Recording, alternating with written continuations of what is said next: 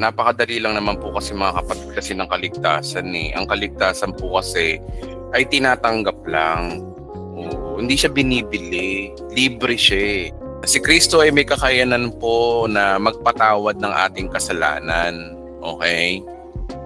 Ibig sabihin, kung may kakayanan siya magpatawad ng ating kasalanan, maliligtas ka. Yun ang kaligtasan. Tandaan niyo, kapatid, walang anumang paraan para maligtas ka maliban mapatawad ng iyong kasalanan.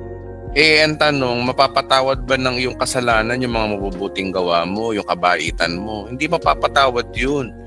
Hindi rin kayang patawarin ng iyong kasalanan yung pag-adib mo sa mga religion, yung magpa-member kayo ng ganito. Hindi rin, wala rin yun eh. Ano connect no sa kapatawaran ng kasalanan? Kasi tandaan niyo mga kapatid, pag ang tao ay makasalanan, mapupunta ng impyerno. Malinaw yun, tinuturo ng Biblia yun. Ngayon, si Kristo lamang po kasi ang may tanging daan eh, para tayo ay mapatawad ang ating kasalanan.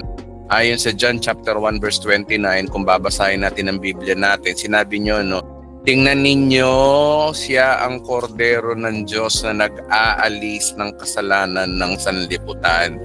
Ganun lang po kasimple ang kaligtasan mga kapatid. Kailangan mawala ang kasalanan na namana mo kay Eva at Adan. Saan naman nakasulat yun na namana natin ang ating kasalanan kay Eva at Adan? Romans chapter 5 verse 4. Ang kasalanan ay pumasok sa sanlibutan. O buong tao daw to, no? So magitan daw ng isang tao. Sino yung tao na yun? Nakalagay dito si Adan. At ang kamatayan ay pumasok sa magitan ng kasalanan dahil dito lumaganap ang kamatayan. Ibig sabihin lumaganap ang pagpunta sa impyerno ng mga tao. Lahat ng tao dahil ang lahat ay nagkasala. Lahat ay nagkasala. Ang linaw-linaw niya, no? Wala kayong pagmamalaki. Okay? Iisang solusyon lang talaga ang tanging para mapatawad ang iyong kasalanan. Walang iba kundi si Kristo lang. Sa nasusulat yon, basa Mateo chapter 26 verse 28. Nasabi rito, no, sapagkat ito ang aking dugo. Sino nagsasalita nito? Si Kristo. Pinapagtibay nito ang bagong tipan ng Diyos. May tipan pala ang Diyos. Ang aking dugo ay magbubuhos para sa kapatawaran ng kasalanan ng marami. Para maligtas ka, kailangan mong tanggapin yung covenant, yung bagong tipan ng Diyos sa atin. Yung tipan naman na yun, wala ka rin naman kasing control doon kasi ang nag-usap doon yung Diyos Ama at Diyos Anak, na ang sino mang manampalataya kay Kristo ay may buhay na walang hanggan. Sa nakasulat, John chapter 3 verse 16, sapagkat kayo na lamang ang pag-ibig ng Diyos, hindi lang sa Israel sa sangkatauhan niyo. Kaya binigay niya ang kanyang anak upang ang sino mang sumampalataya sa kanya hindi mapahamak, kundi magkaroon ng buhay na walang hanggan. Kaya kay Jesucristo lamang po ang kaligtasan, hindi sa religion, hindi sa mga grupo, hindi sa kabaitan mo, walang kinalaman ng sarili mo. Walang kinalaman ikaw kasi wala kang iaambag. Kasi ang sabi sa Ephesians chapter 2 verse 8 to 9, ang linaw-linaw dito na sapagkat sa kagandahang loob ng Diyos kayo daw ay naligtas sa magitan lang ng pananampalataya. Yung biyaya pala ng Diyos, ang kaligtasan mo ay pananampalataya na lang, wala ka nang gagawin. At ang kaligtasang ito ay kaloob, regalo ng Diyos at hindi sa magitan yung sarili. Hindi ito bunga ng yung mga gawa. Ano ba yung mga gawa natin? Yung kabaitan natin, yung pagpasok sa mga iglesia na yan. Hindi diyan ang kaligtasan. Paliligaw kayo, maiimpyerno kayo kapag ganyan ang turo ng pastor. Pumunta kayo kay Kristo. Ang tunay na gospel, ang tunay na kaligtasan na kay Kristo. Sino ang bida? Si Kristo ang bida ng kaligtasan po natin. Huwag kayong makikinig sa ibang pastor na meron dapat gawin para maligtas. Do this, do that. Baptize here, baptize doon. Kung ano-ano mga pinagtuturo. Wala ka na idadagdag sa kaligtasan ni Kristo. Si Kristo lang. Okay? Okay. O, pag halimbawa naligtas ka na, anong susunod? Magbubunga yun ng mabubuting gawa, kaya hindi ka pa rin aabuso sa kasalanan. Ang tunay na nanampalataya kay Kristo, hindi umaabuso sa kasalanan kasi naging mabuti ang Diyos sa iyo. Alangan namang umabuso ka pa sa kasalanan, di ba? So, bilang tanaw na utang na loob lang yun. Mga kapatid, yan po ang message ng Christianity.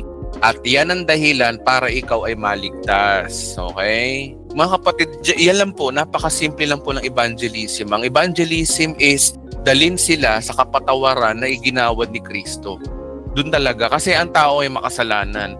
At ang tanging si Kristo lamang ang may kakayanang patawarin yun. Hanggang kailan yung kapatawaran na yun? Nakalagay sa Hebrew chapter 9, verse 12. Sabi rito na minsan lamang pumasok si Kristo sa dakong kabanal-banalan at iyo'y sapat na, hindi dugo ng mga kambing at kuyang kanyang inihandog, kundi ang sarili niyang dugo para mapatawad daw tayo. Hanggang kailan daw tong kapatawaran na ito? Nakalagay dyan, no, magpakailanman. Common sense, pag magpakailanman, future sins bayad. Okay? Kaya kung magkasala ka sa future, yun ay binayaran na ni Kristo. Bakit? Kasi ang tao ay makasalanan. Kaya ang ginawa na lang ni Kristo, binayaran na lang yung kasalanan mo para magkasala ka man sa future. Bayad po yun. Uy, oh. Diba? Linaw-linaw. Huwag kayong matakot sa kasalanan. Pinagtapagtagumpay na ni Kristo yan. Kung nakakagawa man tayo ng mali, i-consider lang natin yung kapwa natin. Tandaan mo, sa mga nagagawa mo rin kasalanan, ang balik noon sa kapwa natin at sa iyo. Pero ang Diyos, kapag na kay Kristo ka na, hindi ka na sisingilin. Bakit? Bible na naman, no? Romans 8:1, kaya na hindi na hatulang maparusahan ang mga tao nakipag-isa na kay Kristo Jesus. Mga kapatid, panahon na ng evangelism ngayon. O kaya kapatid, kung nais mong ikaw ay maligtas sa oras na ito, na ikaw na nakikinig ngayon, inaanyayahan kitang manalangin. Nagmamadali na po ang Panginoon. Kailangan mo maligtas kung hindi ka pa siguradong maligtas. So, ang gagawin po natin, kung ano man yung sabihin ko, yung din ang sasabihin mo bilang panalangin mo, nais kitang i-guide sa panalangin na ito. So, tayo po ay manalangin. Panginoong Hesus, ako po ay lumalapit sa iyo at lumalapit ng paghingi ng tawad sa lahat ng aking mga nagawang kasalanan. Humingi po ako, Panginoon, ng kapatawaran mula pagkabata hanggang sa mga oras na ito at ang aking mga future pang kasalanan. Patawarin mo po ako, linisin mo ako ng iyong banal na dugo na nabubo sa krus ng Kalbaryo.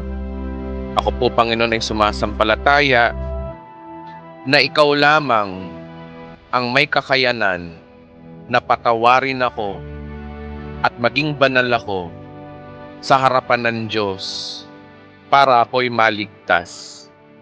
Naniniwala po ako, Panginoon, sa iyong ginawa sa krus ng Kalbaryo na iyong tinapos mo na. Maraming salamat po. Mula ngayon, naniniwala ako at nananampalataya ako dahil sa pakikipag-isa ko sa iyo. Ang covenant na ibinigay mo ay aking tinatanggap at nananampalataya po ako sa kaligtasan na meron ako ngayon. Naniniwala po ako na ako'y pinatawad mo na, ako'y ginawang banal mo na, niligtas mo na, pinagpala mo na, pinaburan mo na, at pinagaling mo na sa lahat ng aking mga sakit karamdaman. At ako'y maliligtas sa araw ng rapture o sa araw ng aking kamatayan. Maraming salamat sa pagmamahal mo sa akin at pag-ibig mo sa akin na nakatakda ngayong oras na ito. Sa pangalan ni Jesus. Amen. Kapatid, kung ito ay sineryoso mo ng panalangin, tiyak na ang Diyos ay madali pong kausap. Ino-honor ng Diyos ang iyong panalangin ngayong oras na ito. Hindi aksidente kung bakit napapanood mo ang bidyong ito. Ito ang araw ng iyong kaligtasan. Amen.